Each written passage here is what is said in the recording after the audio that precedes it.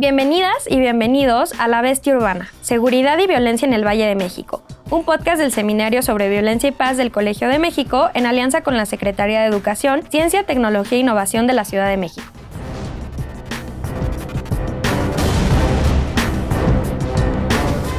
Bienvenidas, bienvenidos. Yo soy Rodrigo Peña y esto es La Bestia Urbana, un podcast del Seminario sobre Violencia y Paz del Colegio de México con el apoyo de la SECTEI, donde conversamos sobre temas relevantes sobre seguridad, violencia, crimen en la zona metropolitana del Valle de México. El día de hoy vamos a hablar de desaparecidos, desaparecidas, de personas desaparecidas, y para ello me acompaña la doctora Elena Saola. Bienvenida, Elena. Gracias. Y la doctora Emanuela Borsaquielo. Bienvenida, Emanuela. Muchísimas gracias. Antes de comenzar, vamos a ver una pequeña nota introductoria al tema que nos prepara nuestro equipo. La Ciudad de México ocupa uno de los primeros lugares en desaparición de personas en nuestro país. El año 2022 fue considerado como un parteaguas en materia de desapariciones en la ciudad. La cifra oficial alcanzó las 1,397 personas.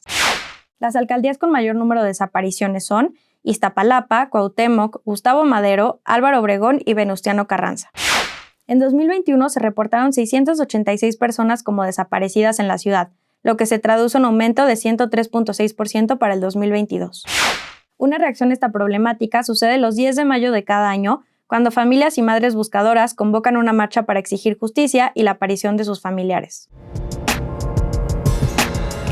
Elena, el tema de las personas desaparecidas es un tema fundamental para la agenda pública de muchos contextos, pero de México sin lugar a dudas. ¿Cómo definimos el tema de las desapariciones? ¿Qué significa que una persona desaparezca?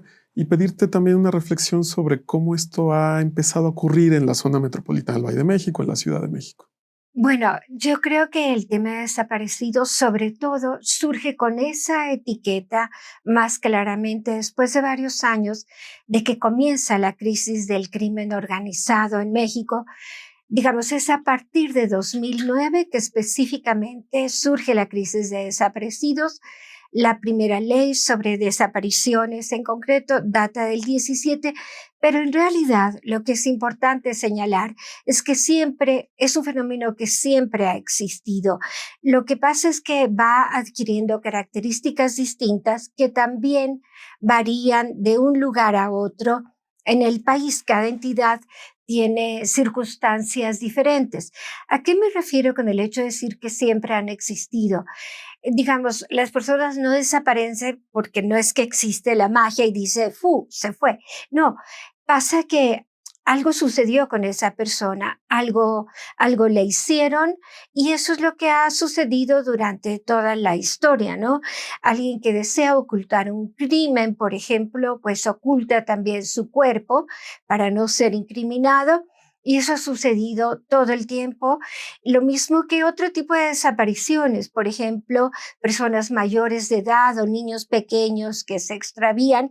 Es como que hay una mezcla de fenómenos que está unido a esa categoría de desaparición de personas. Incluso la ley habla de desaparecidos localizados, no localizados, localizados vivos, localizados muertos. Es todo un tema complejo.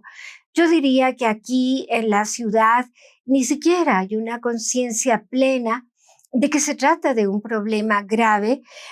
Apenas desde el 2019 existe la ley en la ciudad, pero sí ciertamente que es un fenómeno creciente, aunque también es creciente porque hay instituciones que se ocupan de reportarlo, de investigarlo, de hacer búsquedas de las personas a partir de que existe esa ley en 2019.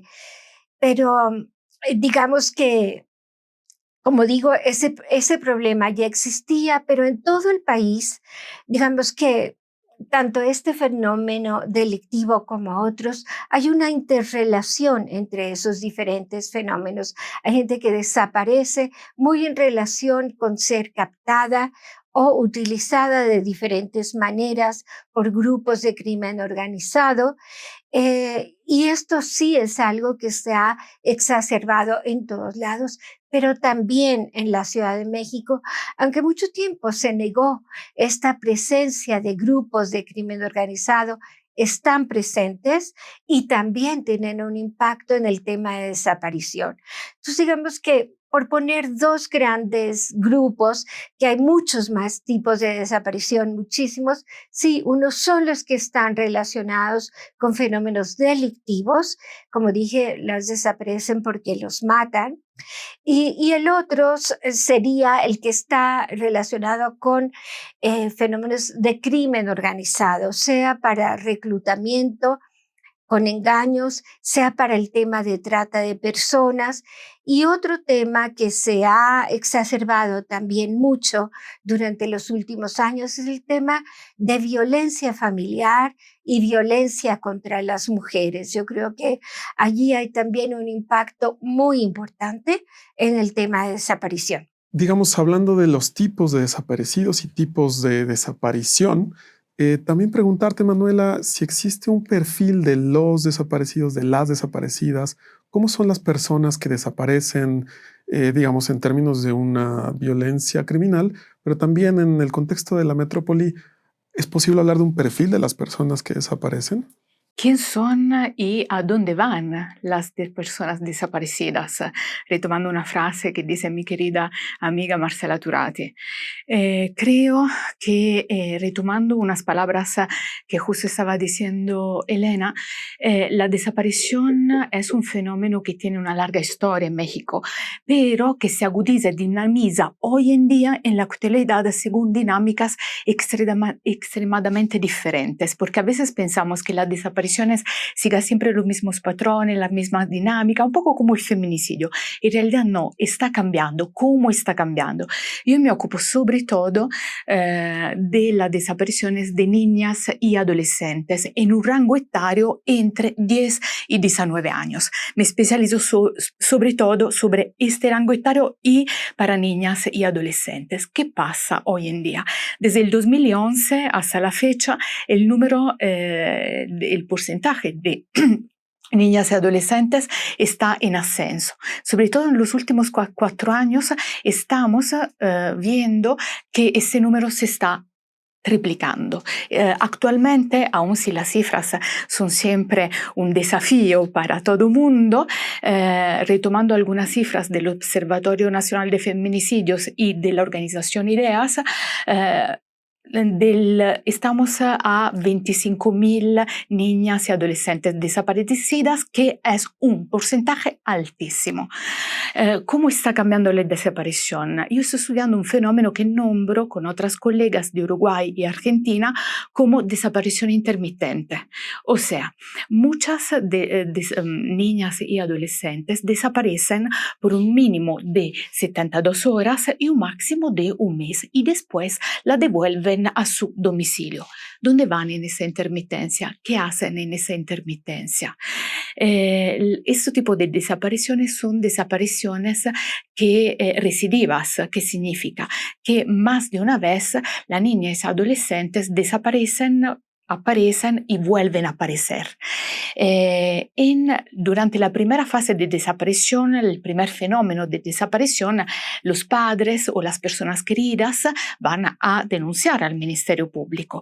Cuando desaparecen una segunda vez, no van más a denunciar al Ministerio Público, porque si no la toman en cuenta o la toman poco en cuenta la primera vez, ustedes tienen que imaginarse qué pasa con la segunda vez que desaparecen, ¿no? Yo logré acercarme e entrevistar una de estas adolescentes desaparecidas. Muchas veces, ¿qué pasa en este periodo de desaparición?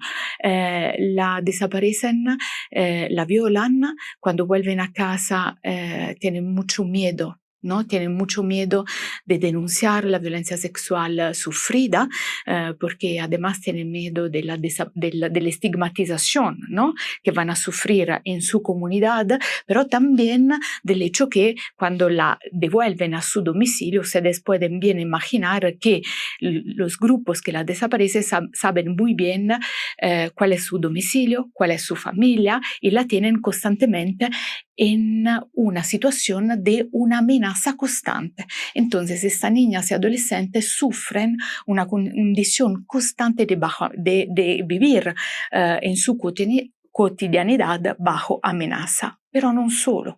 Muchas veces la esclavizan por varios tipos de trabajos. No tenemos que pensar solo al tráfico de droga. Depende de los negocios criminales o de la economía ilegal que se conforma en el territorio donde viven. Entrevisté varias adolescentes que me decían que la desaparecían para que limpiaran las casas de seguridad en donde estaban recluidas, ¿no? Algunas vuelven y otras desaparecen y no tenemos más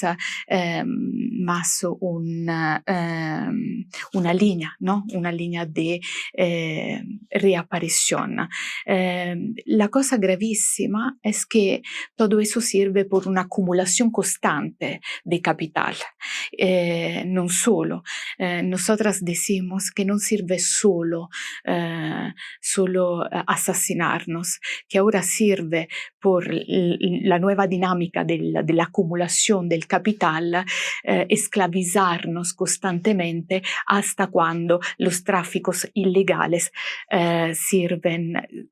Hasta cuando nuestros cuerpos sirven a los tráficos legales y ilegales, ¿no? Y eso es tremendo porque justo están cambiando las dinámicas y la cosa que nos preocupa mucho es que está cambiando la dinámica hacia cuerpos siempre más jóvenes. Gravísimo en efecto, porque la persona víctima de desaparición es víctima además de una serie de delitos adicionales o concomitantes de alguna manera.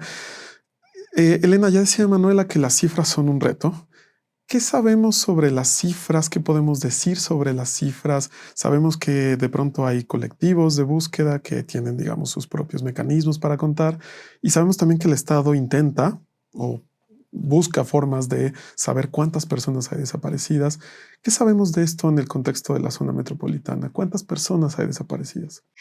Bueno, tal como dices, es un problema el tema de las cifras porque desafortunadamente cada institución lleva su propio registro y aunque a veces pasa que esos registros son por temporalidades distintas y por tanto tienen que variar, pero digamos, la cifra que da la Comisión Nacional de Búsqueda sobre personas desaparecidas que tiene en el registro nacional para la Ciudad de México rondan los 11,000 personas desaparecidas. El registro local de esta comisión, que como dije se creó más recientemente, ronda los 4,000. La Fiscalía, en cambio, tiene reportes todavía de años atrás, pero esas cifras rondan los 20,000. Bueno, recientemente por esto el presidente ha anunciado que están tratando de depurar esos registros porque desde luego les preocupa que haya una cifra tan alta. Pero yo creo que ninguna de esas estrategias ayuda porque, como bien estaba describiendo Emanuela, hay situaciones muy graves pero que no están siendo reveladas así ante la opinión pública. Este fenómeno específico de las adolescentes que están desapareciendo ocurre en la Ciudad de México y está ocurriendo en otras entidades del país exactamente de la misma manera. Y normalmente lo que las autoridades dicen, no, las chicas se fueron voluntariamente, no hay delito que perseguir. Y aquí también, y entonces hablan de que hay una problemática de violencia familiar. Aun si así fuera, es que no hay delito que perseguir. Si es que las chicas se hubieran ido porque hay violencia en la familia, habría que cuidarlas, que protegerlas y ver si hay algún delito que perseguir. Pero esas chicas que se están yendo de esa manera, y también chicos, también jóvenes, no solo mujeres, sino también hombres, hay otra cuestión que es importante tomar en cuenta. Es como también las herramientas que hoy en día hay a la disposición electrónicas son captadas básicamente a través de redes sociales, de sus propias redes, pero también a través de juegos electrónicos que las captan estos, pues en realidad, personas que van a cometer un delito con ellas. Y también llama la atención todo este tema de que muchas veces cuando la familia hace protestas masivas, cierra vías importantes, así las encuentran y así las devuelven. Entonces es gravísimo porque da también la impresión de que hubiera autoridades quizás posiblemente coludidas con esos grupos o autoridades que solo saben hacer sus funciones cuando hay una protesta que realmente está causando molestia grave al resto de los ciudadanos, ¿no? Entonces, uno de los puntos justamente esenciales es la importancia de que haya mejores registros que den cuenta de este fenómeno con esos detalles, que todo esto se conozca, pero que además entre las autoridades compartan esos registros, porque a veces una autoridad no quiere compartir sus datos, es como que es su coto de poder y no lo comparte con otra autoridad y esto no ayuda a resolver el problema. Estamos como en un tema de negar problemas que a la vista de muchos están ocurriendo, pero que para poderlos prevenir y para poderlos atender necesitan darse a conocer estos fenómenos ante la opinión pública. Me parece muy interesante cómo ambas coinciden en que la perspectiva de género es importantísima para entender el fenómeno de desaparición desde una perspectiva amplia. Y en ese sentido, Emanuela, quería preguntarte sobre la importancia del contexto. Es decir, los contextos importan, los perpetradores importan, pero ¿qué tan importantes son los contextos que habilitan casos de desaparición? Y desde ese punto de vista, una reflexión sobre la Ciudad de México, sobre la zona metropolitana. ¿En qué medida este contexto metropolitano favorece o está favoreciendo la desaparición de personas, de mujeres en particular, o digamos el fenómeno en concreto, ¿no? Quiero subrayar un dato que creo sea muy importante. Antes me decías de los perfiles. No me gusta mucho hablar de perfiles. ¿Por qué no me gusta mucho? Porque la violencia, en particular la violencia feminicida, se está volviendo siempre más interclasista. ¿Qué quiero decir con interclasista? Que se está difundiendo de forma capilar en toda la ciudad, en todos los barrios. O sea, no hay un barrio donde estamos al seguro. Pero se diferencia, porque hay unos barrios donde las chicas y las mujeres están más expuestas a una violencia aún más brutal contra sus cuerpos y otros que la violencia se gestiona según diferentes dinámicas, ¿no? Pero en toda la ciudad hay violencia. El contexto sí es fundamental, pero creo que por un lado hemos hecho muchos pasos adelante, sobre todo en el ámbito de los feminismos, ¿no? Las mujeres están más presentes, las mujeres están mucho más presentes en el espacio público, ¿no? Sobre todo de forma organizada. Yo veo en muchos barrios de Ciudad de México colectivas, grupos de chicas muy jóvenes que se organizan de múltiples formas y eso ayuda mucho, la autoorganización, ¿no?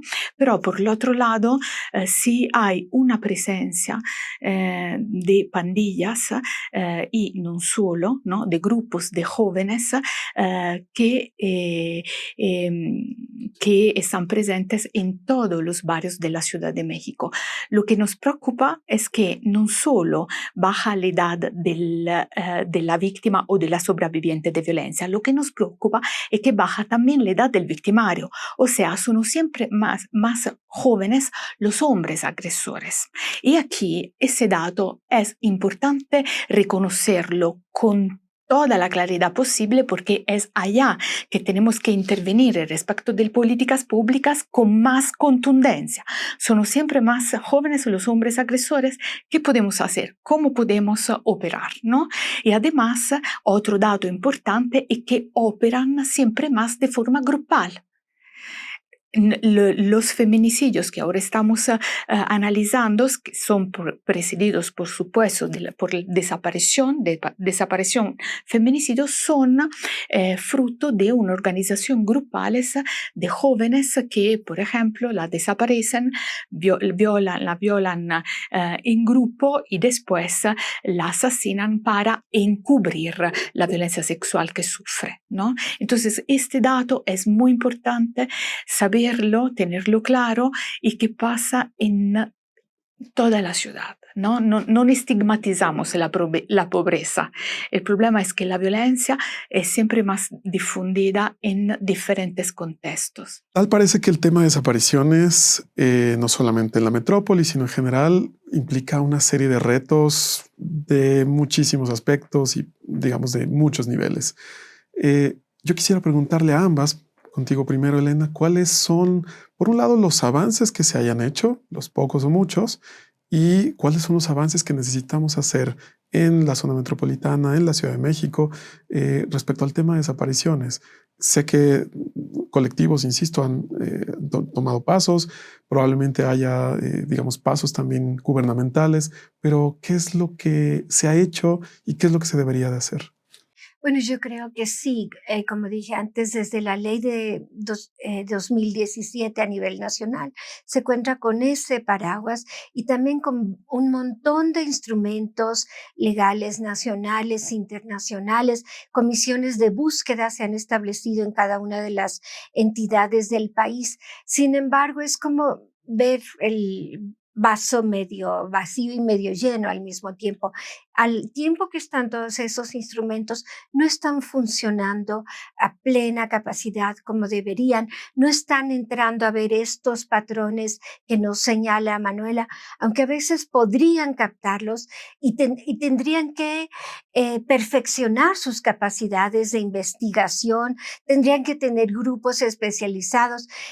No es que se estigmatice la pobreza, pero hay que señalar muy claramente que sí hay zonas y grupos y barrios mucho más vulnerables.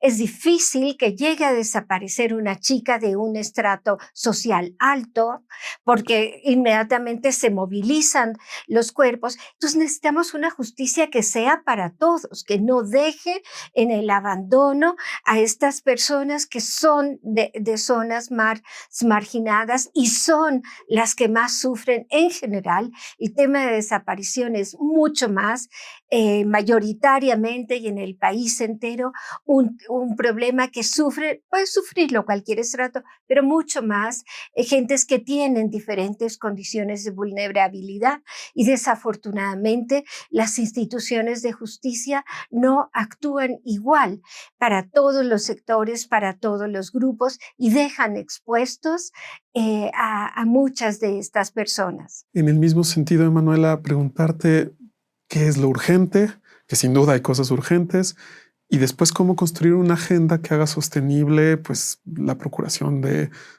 por supuesto, de víctimas, pero también la no repetición.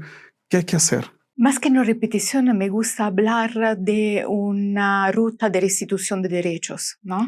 Porque el daño no se puede reparar, es irreparable, pero hay, ¿no?, un mapa que podemos seguir para restituir los derechos. Antes que nada, creo que un punto fundamental sea la movilidad urbana, justo porque, como bien decía Elena, hay zonas y contextos en mayor estado de vulnerabilidad. Desde Iztapalapa, así como desde el Estado de México, yo tengo estudiantes que viajan a las 5 de la mañana para llegar a clase y me dicen, profa, tengo miedo de llegar a clase porque más de una vez sufrí acoso y no solo, mucho más, ¿no? Entonces, ¿qué podemos hacer? Antes que nada, la movilidad urbana es libertad de sentirnos libres, seguras, deseantes en un espacio que nos pertenece.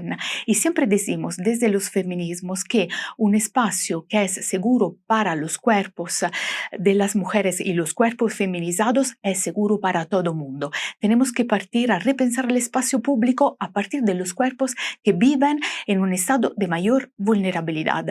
Otro dato es que en Ciudad de México estamos en alerta de violencia de género. El mecanismo de la alerta de violencia de género es fruto de una lucha feminista que tiene años y décadas en México y que tenemos que no perder y poner, como bien decía Elena, siempre más en operación, hacerlo siempre más efectivo, ¿no? Creo que hemos hecho algunos pasos adelante desde cuando tenemos la alerta de género en Ciudad de México, un paso adelante entre otros, y que hoy en día, como jefa de la Fiscalía de Feminicidio antes y ahora de la atención a víctima de la Fiscalía, hay una persona increíble, una mujer increíble como Sayuri Herrera. Desde cuando está Sayuri Herrera, sí, hay mecanismos que están operando de forma diferente, porque no toda la lucha se la hemos perdido, afortunadamente.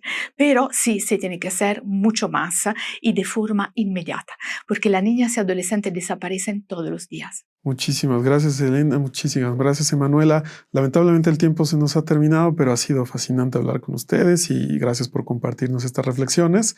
Y nosotros los esperamos en el próximo episodio de La Bestia Urbana. Muchas gracias y un saludo al auditorio.